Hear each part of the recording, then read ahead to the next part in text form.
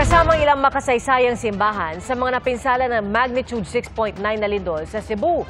Ayon po sa National Historical Commission of the Philippines, posibleng abutin ng ilang taon ang pagkukumpuni sa mga simbahan. Saksi, si Tina Panganiban Perez.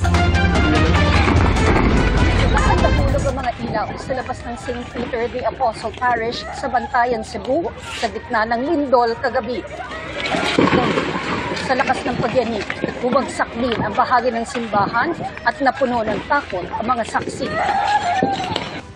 Nagkawasak-wasak din ang Archdiocesan Shrine of Santa Rosa de Lima sa Daan, Bantayan. Halos di na makilala ang simbahan na itinuturing na heritage landmark doon. Sa kabila ng pinsala, hindi nasira ang imahe ng Santa Rosa de Lima.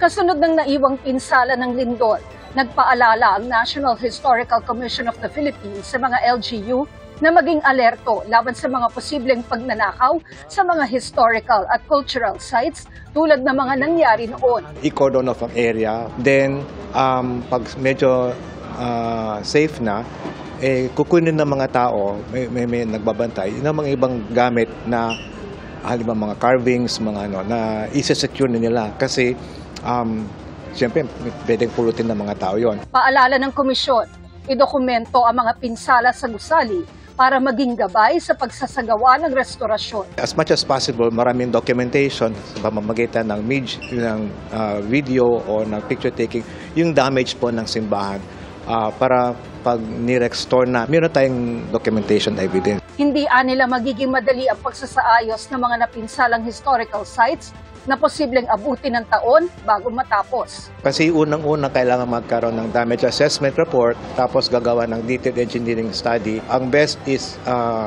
maki-collaborate ang mga national agencies with the local agencies sa naggumawa ng mga plano. Mainam din daw na may mga tao sa komunidad na tutulong sa pagsasaayos ng simbahan. Kanina ang budget deliberations ng NHCP sa plenaryo ng Kamara. Nang tanungin kung manghihingi ba sila ng karagdagang pondo. Malaking tanong ko yun, so ayaw ko man na magsabi ng kasi pwede naman mga local governments mag-fund rin ng kanilang mga projects. May mga congressional funds na available. Magpapadala ang komisyon ng grupo sa Cebu para tumulong sa assessment ng pinsala sa mga historical at cultural sites sa lalawigan. Para sa GMA Integrated News, ako si Tina Panganiban Perez, ang inyong saksi. Mga kapuso, maging una sa saksi. Mag-subscribe sa GMA Integrated News sa YouTube para sa iba't ibang balita.